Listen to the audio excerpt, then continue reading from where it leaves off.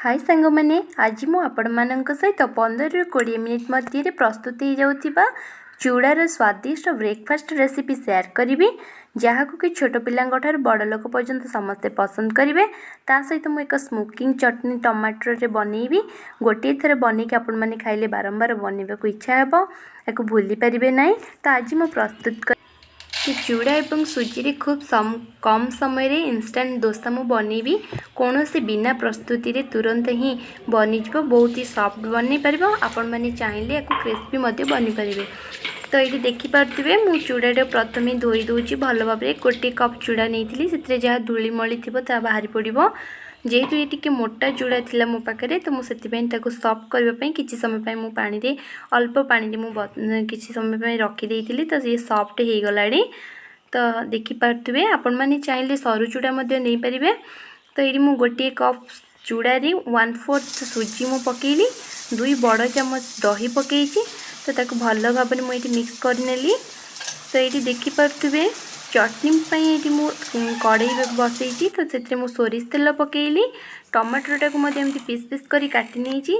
तो देखिपे पियाज कंचा लंका रसुण ता सहित मुझे हलदी अधा चामच आ लुण स्वाद अनुसार पकई भल भाव में टमाटर सॉफ्ट हवा पर्यंत मुझे भाजी नेबी बिना बिना कवर रे स्मोकिंग फ्लेवर आने मु हाई फ्लेम रे भाजी। तो ये मु चूड़ा सुजी दही जो मिक्स टाक रखी थी ये पूरा फाइन पेस्ट कर देखु ग्राइंड करी ताको तो पूरा फाइन करिया को पड़ो दरदरे रखिबेनी।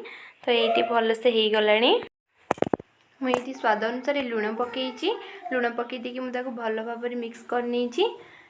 ये मु बसई सारे तावा तो खाइबा सोडा पकई सारे बेकिंग पाउडर जोटा तो भल भाव मिक्स करनेली टी ऑयल खाली क्रेस कर देती। तो आपण मैंने चाहिए बिना ऑयल हो पार। तो ये देखिपे से जो भजा होता चटनी से ठंडा हो गला से मुझे ये चटनी बनई ग्राइंडर जार पकई सारे तो भल भाव में पेस्ट करनबा तो टी दरदरा रखा फाइन पेस्ट करवानी। तो ये मुझे गोटे चमच जीरा पकई लुण मु आगुरी पकई देती। तो देखिपे एमती दरदरा पेस्ट करेंगे चटनी को पूरा फाइन पेस्ट करें। तो केते स्पंजी डोसाटा मोर हो।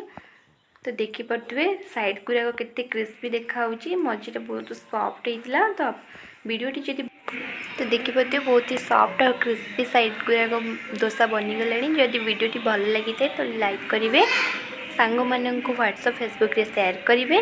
रहुछि पुणी आउ एक नुआ ब्लॉग रे आपण मानक सहित देखा हेबो आउ एक नुआ रेसिपी नहीं आपण मानक पाखक आसी जीबी। बाय।